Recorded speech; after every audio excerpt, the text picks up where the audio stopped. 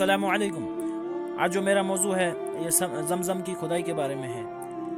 मेरे दोस्तों, किस वाक़या तो बहुत लंबा है लेकिन मुख्तसर करूँगा, और मुख्तसर इस तरह से है कि हज़रत अली रज़ी अल्लाह ताला अन्हु से रवायत है कि अब्दुल मुत्तलिब ने बताया कि मैं हजर अस्वद के मकाम पर सो रहा था कि मेरे पास एक आने वाला आया। इसने मुझसे कहा, तोयबा को खोदो।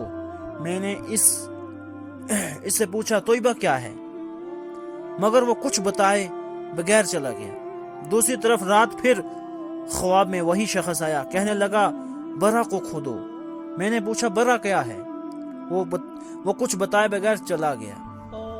तीसरी रात मैं अपने बिस्तर पर सो रहा था कि वहां फिर वो शख्स ख्वाब में आया। उसने कहा, मजनूना खोदो। मैंने पूछा, मजनूना क्या है?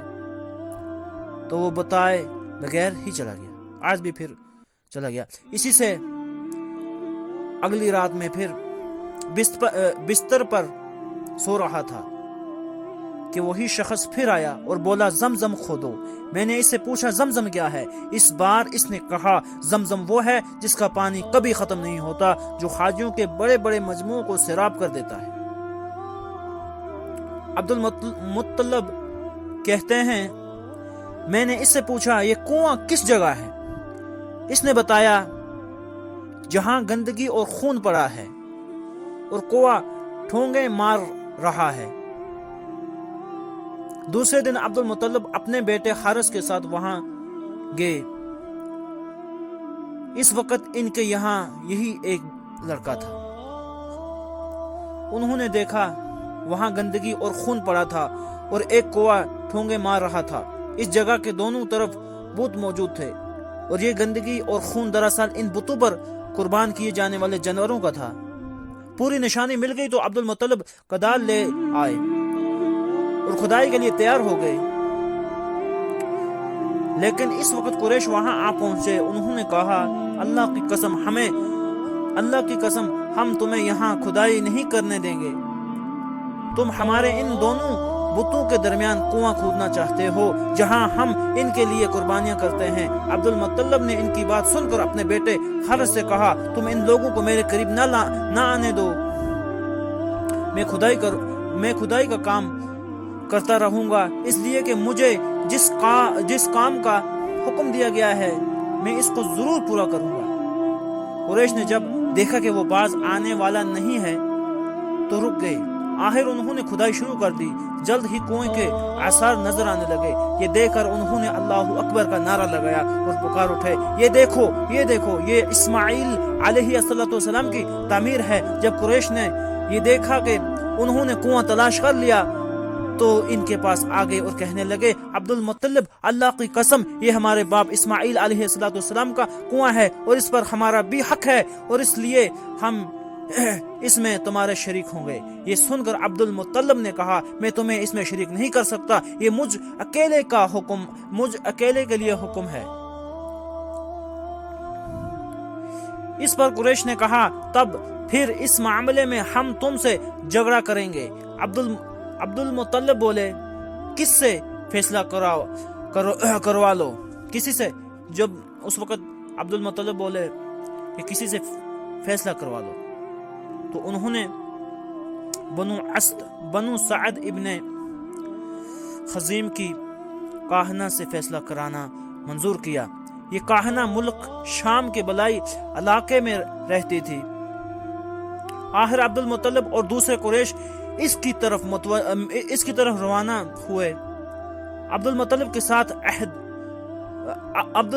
के साथ अब्दुल मनाफ के लोगों की एक जमात थी, जबकि दीगर कबाइल कुरैश की भी एक जमात साथ थी। इस जमाना में मुल्क हिजाज और शाम के दरमियान एक बयाबान मैदान था। वहां कहीं पानी नहीं था।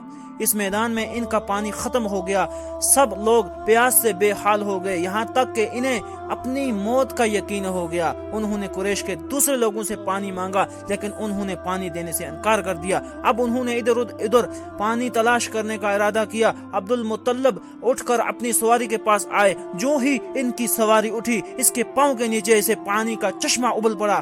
انہوں نے پانی کو دیکھ کر اللہ اکبر کا نعرہ لگایا۔ پھر عبد المطلب سواری سے اتر آئے، سب نے خوب سیر ہو کر پانی پیا اور اپنے مشکیزے بھر لیے۔ اب انہوں نے قریش کی دوسری جماعت سے کہا، آؤ تم بھی سیر ہو کر پانی پی لو۔ اب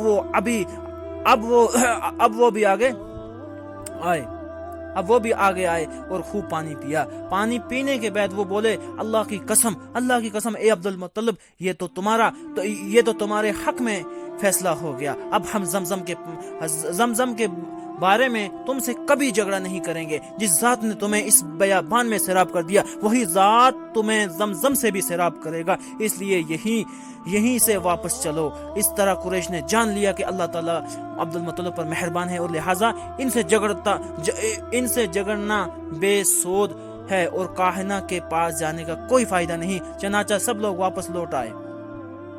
واپس آ کر عبد المطلب نے پھر کنویں کی کھدائی شروع کر دی۔